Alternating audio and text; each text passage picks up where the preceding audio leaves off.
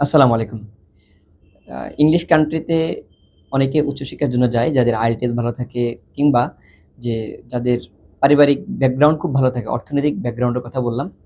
তো সেক্ষেত্রে কোন দেশ চুজ করবে এ নিয়ে একটা প্রবলেম হয়ে দাঁড়ায়। এদের তালিকা থাকে ইউকে থাকে, ইউএস থাকে, কানাডা থাকে, অস্ট্রেলিয়া থাকে, নিউজিল্যান্ড থাকে। তো আসলে একেক দেশের একেক সুবিধা। যেমন নিউজিল্যান্ডের যে একটা সুবিধা সেখানে হচ্ছে আগে টিউশন ফি দেওয়া লাগে না। ভিসা হাতে পাওয়ার পরে টিউশন ফি দেওয়ার সুবিধা। এছাড়াও যে পিআর এর যে সুযোগ সুবিধাগুলো নিউজিল্যান্ডে থাকে। কিন্তু বড় কথা হচ্ছে যে নিউজিল্যান্ডে মানে ভিসা হাতে পাওয়ার পর টিউশন ফি দেওয়ার যে সুবিধা এটা মানলাম। কিন্তু কজন ভিসা পাচ্ছে এটা হলো একটা বড় বিষয়। পক্ষান্তরে যে ইউকে যাব নাকি অস্ট্রেলিয়া যাব কিংবা কানাডা যাব এ নিয়ে আমি একটু আজকে কথা বলব। তো মূলত হচ্ছে যে বাংলাদেশ থেকে হিউজ পরিমাণ স্টুডেন্ট ইউকে, কানাডা, ইউএস, অস্ট্রেলিয়াতে গিয়েছে এবং এখনো যাচ্ছে। সেই হিসেবে কোন কান্ট্রিটা তাদের জন্য বেস্ট হতে পারে বা কোন কান্ট্রি গেলে কি, কি সুবিধা পাবে? আমি আজকে এই ভিডিওতে সে কথা বলব। এবং আজকে আমি জানাবো আমার দৃষ্টিতে কোন কান্ট্রি গেলে একটা স্টুডেন্টের জন্য তার ফিউচারটাও মানে বিল্ড আপ হবে এবং ফিউচার একটা এস্টাবলিশ জায়গায় যাবে, আমি সেটা নিয়ে কথা বলব। তো মূলত ইউকেতে যারা পড়াশোনা করতে যায়, ইউকের রুলসগুলো দিন, দিন খুব হার্ড হচ্ছে, খুবই হার্ড। এবং ইউকেতে যারা যায় মাস্টার্স কিংবা ব্যাচেলরের জন্য, এদের ভিতরে মাস্টার্সে যারা যায় তারা তুলনামূলকভাবে ধাক্কাটা কম খায়। ব্যাচেলর যারা যায় তারা আপনি ওই দেশে আপনার ভাইয়ের বা কোনো আত্মীয়স্বজনের বাড়ি থাকার পরেও বাংলাদেশ থেকে গড়ে মাসে আপনাকে ৳১,০০,০০০ মতো নিতে হবে। অর্থাৎ যে আপনি যদি ইউকেতে পড়াশোনা করেন এবং আপনার থাকা খাওয়ার খরচ যদি না থাকে, কন্টিনিউয়াসলি আপনি পড়াশোনাটা রাখেন তাহলে আপনাকে বাংলাদেশ থেকে বাৎসরিক যদি আমি হিসাব করি ৳১০,০০,০০০ আপনাকে নিতে হবে। আমি এটা একটা উদাহরণ দিই তাহলে আপনারা আরো সহজে বুঝবেন। মূলত ইউকেতে যারা পড়াশোনা করে এরা পার্ট টাইম জব করে ১,০০০ বা ৮০০ পাউন্ড তারা পায়। তো যে পাউন্ডের বাংলা টাকায় আমরা ৳১,৫০,০০০ আমরা বলতে পারি। সেই হিসাবে আপনার যদি ওই দেশে আপনার খরচ যদি নাও থাকে, এই টুকটাক খরচ করতে গেলে আপনার দেখা গেল ওই ৫০০ পাউন্ড টিকেট আপনার জন্য খুব টাফ হয়ে যাবে। তো ৫০০ পাউন্ড ১২ মাসে আপনার কত পাউন্ড হবে তৈরি হবে? ৫০০ পাউন্ড হলে আপনি ক্যালকুলেট করে দেখবেন আপনার টিউশন ফি সাধারণত যে পরিমাণ টিউশন ফি আসে ২০,০০০ পাউন্ড, কারো ২৫,০০০ পাউন্ড, হ্যাঁ? সেই হিসেবে আপনার দেখবেন এটা কিছুই না। দিন শেষে বাংলাদেশ থেকে আপনার নরমালি যে ৳১০,০০,০০০ মতো অন এভারেজ কম হতে পারে, বেশি হতে পারে নেওয়া লাগবে। সেই হিসেবে আমি মাসিক ধরতে পারি ৮০,০০০ থেকে ৳১,০০,০০০ আপনার বাংলাদেশ থেকে ব্যাকআপ নিতেই হবে। এবার আসেন আপনি পড়াশোনা করার পরে পিএসডব্লিউ ২ বছরের জন্য পাবেন। পিএসডব্লিউ ওই সময় আপনি যা ইনকাম করতে পারেন। কিন্তু এর পরবর্তীতে আপনাকে যে নাগরিকত্ব পাওয়ার যে কন্ডিশন গুলো, পাসপোর্ট পাওয়ার যে কন্ডিশন খুবই হার্ড। আগের যে কন্ডিশন ছিল আমি জানি বিগত বছরের আমার আপডেট যতটুক ওরা কন্ডিশন আরেকটু হার্ড করলো। তাদের একটা নিজস্ব পরিমাণ সেলারি থাকতে হবে, ট্যাক্স পে করতে হবে। দেন আপনার এ নাগরিক পাওয়ার জন্য আপনার জন্য কিছুটা ইজি হবে। তাও আপনার এই লেনদি প্রসেস এ ১০ বছরের উপরে আপনার চলে যাবে। আর মাসিক চাইলেও আপনারা এত বেশি ইনকাম করতে পারবেন না। যদি আপনি ফুল টাইম ইনকাম করেন, তাহলে আপনি ২,০০০ পাউন্ড সর্বোচ্চ পাবেন। পিএসডব্লিউ যখন থাকবেন তখন ২,০০০ পাউন্ডের মতো আপনি আর্ন করতে পারবেন। অর্থাৎ মাসিক আপনার ৳৩,০০,০০০ র মতো আপনার ইনকাম হবে। তাও পিএসডব্লিউ যখন আপনি রান করবেন তখন। এবার আসি অস্ট্রেলিয়ার কথা। কানাডাতে আপনারা জানেন কানাডাতেও জব থেকে শুরু করে যে লিভিং কস্ট, হ্যাঁ? সব মিলাইয়া একটা কষ্ট হয়ে যায়। আমি আমার কোনো পরবর্তী ভিডিওতে কানাডা নিয়ে বিস্তারিত সুযোগ সুবিধা এবং আ কি, কি সুবিধা আছে, কি, কি অসুবিধা আছে এবং ইনকাম কত, খরচ কত এটা নিয়ে বিস্তারিত আমি বলব। আজকের ভিডিওটা বড় হয়ে যাবে এইজন্য আমি স্পেশালি আমি ফোকাস করব আমার এইসব কান্ট্রির ভিতরে সবচাইতে আমি বেস্ট বলি অস্ট্রেলিয়াকে। আপনারা জানেন অস্ট্রেলিয়াকে এখন বাংলাদেশে বা ৩ নাম্বার ক্যাটেগরি বাংলাদেশের যে এপ্লাই গুলাকে নামায় দিল। তো এটা আমাদের জন্য একটা ব্যাড নিউজ। কিন্তু ভিসা হচ্ছে না ব্যাপারটা এমন না। ভিসা হচ্ছে। সবকিছুই যদি আপনার ঠিকঠাক থাকে, তাহলে কেন আপনাকে ইমিগ্রেশন ভিসা দিবে না? এরপরেও তো কিছুটা লাখের উপর থাকে। ইমিগ্রেশন অনেক সময় চাইলে সন্দেহবশত ভিসা দেয় না। আপনারা জানেন যে আমার অনেক স্টুডেন্টের এমনও রিভিউ শুনছি আমাদের এজেন্সিতে আসে যে, "ভাই আমি অমুক জায়গা থেকে রেজিস্ট্রেশন করেছি ব্যাংক স্টেটমেন্টের কারণে।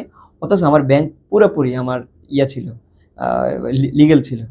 তা আসলে এটা হচ্ছে তাদের মর্জি। এমন আছে একটা স্টুডেন্ট তার বাবার ৳৪০,০০,০০০ পেনশনের টাকা ছিল। সেই টাকাটাও দেখাইছে তারা এটা ফেক মনে করে তার ব্যাংক ফেক দিয়ে দিল। তো আমি এইজন্য বলি যে সবকিছু ঠিকঠাক হওয়ার পরেও লাখের একটা বিষয় থাকে। আমি এখন কথা বলব অস্ট্রেলিয়া নিয়ে। অস্ট্রেলিয়াতে কি, কি সুবিধা? আপনারা জানেন যে অস্ট্রেলিয়াতে আপনি যখন নামবেন মাঠে তখন আপনাকে অনেকে বলবে মাত্র ১৪,০০,০০০ টিউশন ফি। এই কথা বলে ব্যাস আপনাকে প্রস্তুত করে দিল। কিন্তু যখন আপনি অস্ট্রেলিয়াতে যাওয়ার প্রসেসটা শুরু করবেন, ফ্লাই করা এবং ওই দেশে থাকা পর্যন্ত, যেহেতু আপনি শুরুতে গেলেই তো আপনার জব পাবেন না। মোটামুটি আপনার 20 থেকে 25 লাখ টাকা কনফার্ম আপনাকে ধাক্কা লাগবেই। অস্ট্রেলিয়াতে ভিসা পাওয়ার সবচাইতে যে বড় একটা কারণগুলো ধরা হয়, তার ভিতরে সাবজেক্ট এবং ইউনিভার্সিটি। অনেকেই কলেজ বা ইনস্টিটিউটে এপ্লাই করে।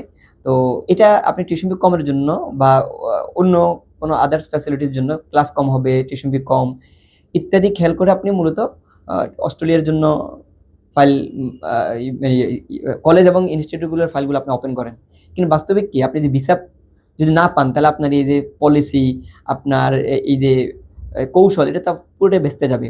এজন্য আমরা মনে করি অস্ট্রেলিয়াতে অবশ্যই ভালো 13 থেকে ওয়ার্ল্ড র্যাঙ্কিং ইউনিভার্সিটি আপনি এপ্লাই করবেন এবং সাবজেক্টটাও থাকতে হবে আপনার রিলেভেন্ট থাকতে হবে এবং সবচাইতে এই ইয়েপূর্ণ যেন হাই রেঞ্জের সাবজেক্ট, ডাটা অ্যানালিসিস থেকে শুরু করে সার্ভার সিকিউরিটি থেকে সফটওয়্যার, যা মানে মানে যেগুলো আপনাকে ওয়ার্ল্ডে এখন খুবই পপুলার, এই সাবজেক্টগুলো আপনাকে নিলে আশা করি অস্ট্রেলিয়াতে তার যাবতীয় ডকুমেন্ট ঠিক থাকলে আপনাকে ভিসা ওরা রিজেক্ট করে না। এই হলো বিষয়। এখন কথা হচ্ছে অস্ট্রেলিয়াতে লিভিং কস্ট কেমন? আমার যে এক ফ্রেন্ড, সে আপনার অস্ট্রেলিয়া যখন যাচ্ছে, তখন তার তখন আমাকে বলল, "ভাই আপনি আমাকে কোনরকম অস্ট্রেলিয়া পাঠানোর ব্যবস্থা করেন।" তখন একটা রিমার ছিল। আজ থেকে ৩-৪ বছর আগে একটা রিমার ছিল যে অস্ট্রেলিয়া গিয়ে লিভিং কস্ট, মানে লিভিং কস্ট খুবই কষ্ট। তারপরে হচ্ছে জব পাওয়া যাবে না, নানান কাহিনী। তো আসলে সে বলল, "আমাকে কোনরকম আপনি পাঠান, বাকিটা আমি দেখবনি।" বাস্তব কথা এটাই যে আপনি যখন কোনো একটা কান্ট্রিতে যাবেন, আপনি এলিজিবল যদি না হন, আপনি পৃথিবীর কোথাও আপনি পাবেন না। কোনো কাজ করতে পারবেন না বা আপনার জন্য আমি মনে করি যে রিজিক এটা আল্লাহ প্রদত্ত একটা বিষয় এবং আপনার চেষ্টা, আপনার বিচক্ষণতা, কর্মদক্ষতা সব মিলিয়ে রিজিকের একটা আল্লাহ তাআলা একটা ব্যবস্থা করেন। যে ব্যক্তি সে অস্ট্রেলিয়া না, সে কোনো কান্ট্রিতে যদি মানে সে অ্যাডজাস্ট না হতে পারে, এটা স্বাভাবিক। যে ব্যক্তি নরমাল কোনো ভালো একটা কান্ট্রিতে অ্যাডজাস্ট না হতে পারে, সে পৃথিবীর কোথাও অ্যাডজাস্ট হতে পারবে না। আপনারা জানেন বাংলাদেশের থেকে অনেকে লাখ, লাখ টাকা কামাচ্ছে। আমরা যে একদম হাইও ধরবো না, লো ধরবো না। মূলত অস্ট্রেলিয়াতে জেনারেলি আমরা যদি চিন্তা করি, একটা স্টুডেন্ট চাইলেই সে আপনার ভালো একটা ইনকাম করতে পারবে। আমার যে বন্ধু, সে এখন তো বিজনেস-টিজনেস অনেকগুলো ইয়ে করে, তার মানে ১০ থেকে ২০ লাখ টাকার মতো প্রতি মাসে তার একটা ভালো একটা ইনকাম থাকে। এখন কথা হচ্ছে যে অস্ট্রেলিয়াতে আপনার কি জব আছে এবং অস্ট্রেলিয়াতে আসলেও একটা স্টুডেন্টের জন্য ফিউচার কেমন? অস্ট্রেলিয়াতে আপনি যদি চিন্তা করেন যে আপনার যদি কর্মদক্ষতা থাকে, যেমন আপনার ড্রাইভিং লাইসেন্স, আপনার এই ভাষা দক্ষতা তো সবারই থাকে কমবেশ। এরপরে কোনো কাজের স্কিল থাকে, হ্যাঁ? বিশেষ করে ড্রাইভিং, একটা স্টুডেন্ট তো সাধারণত গাড়ি মেকানিক্যাল বা মোবাইলের মেকানিক, এগুলো তো অনেক স্টুডেন্টের থাকেই না। অনেকে আপনার দেখা গেল বাংলাদেশে থাকা, আমার কিছু ক্লাসমেট ছিল, কিরগিজস্তানে দেখলাম তারা ভিডিও এডিটিং থেকে শুরু করে এগুলো খুব ভালো কাজ করে।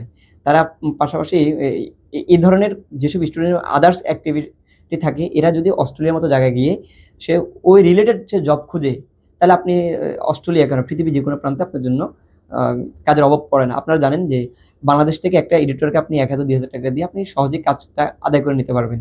অস্ট্রেলিয়াতে যদি আপনার সেটা ডলারে কনভার্ট হয়ে যায়, অস্ট্রেলিয়ান ডলার বাংলা টাকায় ৳৮০,০০০ করে। তো আপনি অস্ট্রেলিয়ান ডলারে আপনি যখন একটা কাজ করে দিবেন তাকে, যেমন আপনি একটা কাজে যদি সে আপনার $১০ দেয় কিংবা $20 দেয়, আপনি হিসাব করেন আপনার কত টাকা ইনকাম হচ্ছে। অর্থাৎ একটা স্টুডেন্ট যদি তার এক্সট্রা কোনো যোগ্যতা থাকে, ভিডিও এডিটিং হোক, গাড়ি ড্রাইভিং হোক বা আদার্স কোনো যদি যোগ্যতা থাকে যেটা মার্কেটে পপুলার, তাহলে আপনি ওই রিলেভেন্ট যদি, যেমন আমাদের কিরগিজস্তানে আমরা যখন ছিলাম তখন কোনো জবে আমরা পেতাম না। এখন আমার ক্লাসমেটদের সাথে কথা বললে বলে, "ভাই জবের এভেইলেবল জব আছে।" কিভাবে? বলল, "ভাই আমরা আসলে খোঁজাখুঁজি করি নাই। যে লালাবো, আমাদের ওদিকে বিখ্যাত একটা কোম্পানি লালাবো। লালাবোতে আমি যখন এড দিলাম তখন হিউজ পরিমাণ আমরা জব সংস্থান আমরা পাচ্ছি।" তো যাই হোক, সেই হিসেবে আপনার যে স্কিলটা আপনার উপর আছে, একটা স্কিল আপনি যখন বিল্ড আপ করবেন, স্কিল অনুযায়ী আপনি যদি জব সার্চিংটা, আপনারা জানেন বিদেশের ইংলিশ কান্ট্রিগুলোতে জব খোঁজা খুবই সহজ। একটু কষ্ট করতে হয়, একটু খুঁজতে হয় আর লেগে থাকতে হয়। তাহলে আপনার জন্য, এবং স্কিল না থাকলেও আপনার জন্য জব আপনি এভেইলেবল পাবেন কনফার্ম। তো এই নিয়ে আমি বলি যে একটা স্টুডেন্টের জন্য ভবিষ্যৎ ক্যারিয়ারের জন্য সবচাইতে বেস্ট এসব কান্ট্রির ভিতরে আমি মনে করি অস্ট্রেলিয়া। আপনি যদি পিআর নাও পান, ৫ বছরে আপনি যে পরিমাণ ইনকাম করতে পারবেন, আপনি বাংলাদেশে এসে ভালো পরিমাণে ৫ বছর চাইলেও একটা স্টুডেন্ট, মানে সে যদি চায়, যেটা আমি আমার দেখাশোনার ভিতর থেকে, তার ৳১,০০,০০,০০০ ক্যাশ করার কোনো ব্যাপার না। তা আমি বলব যে এইসব ইংলিশ কান্ট্রিগুলোতে সবচাইতে অস্ট্রেলিয়ার যে সুযোগ সুবিধা বা ইনকামের হাই ইনকাম যেগুলো পাওয়া যায়, আমি বলব ওটাকে গ্রহণ করেন। আমি এখানে একটা নোট করে রাখি যে অনেকেই যে অনেকেই আপনার ভিডিওতে ওরা ব্লগ করে। ব্লগে দেখা যাচ্ছে যে এই সমস্যা, সেই সমস্যা। আমি আপনাদেরকে ভিডিও যখন সার্চ করবেন YouTube এ অবশ্যই আপনারা পজিটিভ ভিডিওর একটা লিস্ট করেন, নেগেটিভ ভিডিওর একটা লিস্ট করেন। তাহলে আপনি এবং মাঠ পর্যায়ে যে অস্ট্রেলিয়ায় যারা আছে, আসলে আমার আশপাশে অস্ট্রেলিয়ায় যারা আছে বা আমার বন্ধু-বান্ধবের রিলেটিভ বা আমার কোনো বন্ধু-বান্ধবের বন্ধু-বান্ধব যদি এরকম কেউ থাকে খবর নেন, আপনি বুঝতে পারবেন যে আসলে বাস্তবিকই অস্ট্রেলিয়ার অবস্থা কেমন। কোনো ধরনের ইউটিউবের নেগেটিভ বা পজিটিভ কিছু নিয়ে কোনো দেশের ব্যাপারে সিদ্ধান্ত নেওয়া এটা একদমই বোকামি ছাড়া কিছুই নাই। তো আমি চাই যারা যারা আপনার UK, US, Canada, Australia, New Zealand এগুলোকে আপনারা আপনাদের টপ লিস্টে রাখছেন। যদি আপনার ফার্স্ট প্রায়োরিটি আমাকে বলেন, আমি বলব অস্ট্রেলিয়া আপনার জন্য বেস্ট গন্তব্য হতে পারে। তো আজকে এই পর্যন্ত, অন্য ভিডিওতে দেখা হবে। আসসালামু আলাইকুম। আসসালামু আলাইকুম। আজকে আমরা কথা বলবো